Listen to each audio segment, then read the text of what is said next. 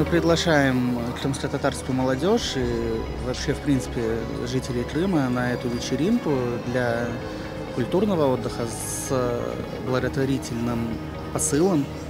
А, Отдохнуть в крымско-татарской среде, пообщаться со своим народом. Это всегда полезные знакомства. Неформальное общение, оно всегда более плодотворно.